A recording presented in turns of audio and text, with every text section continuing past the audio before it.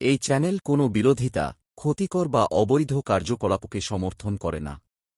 এই চ্যানেলে প্রদত্ত সমস্ত কন্টেন্ট শুধুমাত্র শিক্ষামূলক উদ্দেশ্যে তৈরি করা হয়েছে।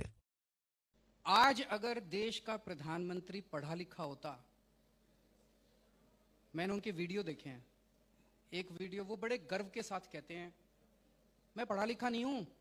ये आप पर्सनल अटैक नहीं कर रहे? आप सुन तो लीजिए, आपको इतनी तकलीफ क्यों होती है? नहीं आप अगर मेरे को बोलने तो दीजिए। आप प्रधानमंत्री का नाम लेते ही आप कूदने लग जाते हैं। शांति रखिए, सुनने वो भी नहीं सुनना चाहते, आप भी नहीं सुनना चाहते। आपको हाँ चलिए। एक इंटरव्यू था राजीव शुक्ला जी का, आपने देखा है वो? जी बिल्कुल देखा। उसमें वो कहते हैं कि मैं हाई स्कूल से आगे नहीं गया। एक और भाषण चल रहा है सोशल जिसमें वो कहते हैं मैं पढ़ा लिखा नहीं हूं। पढ़ाई लिखाई जरूरी नहीं है।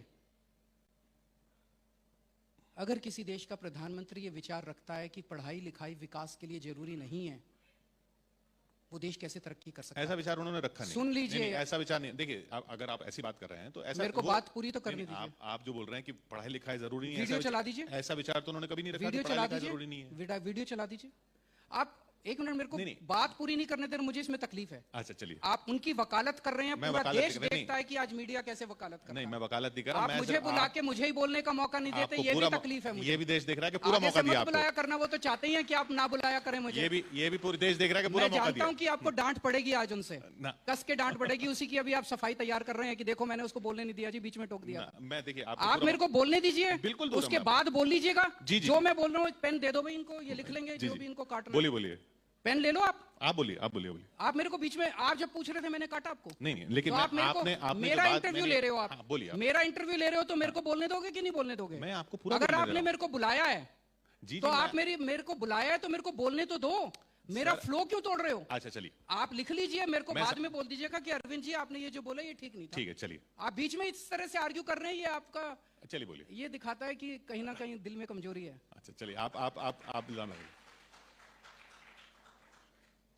तो अगर देश के प्रधानमंत्री पढ़े लिखे होते तो वो शिक्षा का महत्व समझते।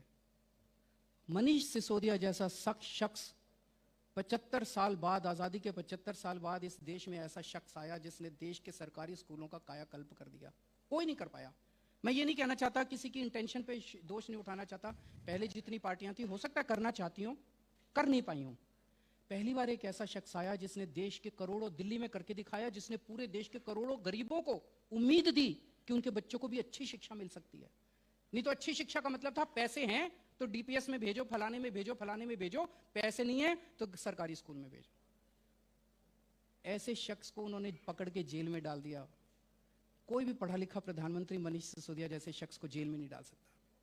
अगर बेचैन मत होइए, मुझे बोलने दीजिए। अगर प्रधानमंत्री जी पढ़े लिखे होते, अगर कम पढ़े लिखे प्रधानमंत्री हो तो कोई भी ऐरा गैरा आके कह देगा कि प्रधानमंत्री जी नोटबंदी कर दो, इससे भ्रष्टाचार खत्म हो जाएगा। अब अगर पढ़ा लिखा प्रधानमंत्री होगा, उसको अर्थशास्त्र की जानकारी होगी, उसको साइंस की जानकारी होगी, टेक्नोलॉजी की जानकारी होगी। उन्होंने कर दिया नोटबंदी, भ्रष्टाचार खत्म हुआ? नहीं हुआ। कोई भी आके कह देगा जी नोटबंदी कर दो, आतंकवाद खत्म हो जाएगा। आतंकवाद खत्म हुआ? नहीं हुआ।